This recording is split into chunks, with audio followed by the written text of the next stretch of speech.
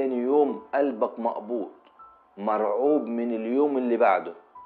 والقصة هنا تتكرر معاك كل ما يحصل لك مشكلة. ما تضحكش على نفسك وتقول الظروف، انت مشغول ببكرة، عشان كده بتنسى انك لسه عايش. وربنا بيبعت لك نعمة ورا نعمة ويطمنك ان بكرة كويس، بس انت مش واخد بالك.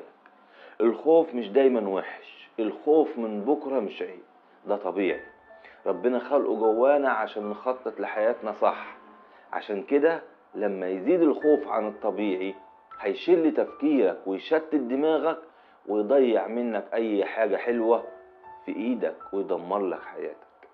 وصدقني ساعات كتير اللي بنخاف منه بيطلع ارحم من الخوف نفسه. زي ما بنقول بالبلدي، اللي تخاف منه مفيش احسن منه. لان الخوف لو اتملك فيك هيكبر لك المواضيع ويخلي لك المشكلة البسيطة طريقها مسدود نهايتها سودة. وساعتها تفكيرك هيتشل ومش هتعرف تبدأ في حل مشكلتك، وتفضل واقف على باب بكرة، ولا منك دخلت ولا منك رجعت. وقتها قدامك حل من اتنين، انك تستسلم وتهرب او انك تواجه خوفك.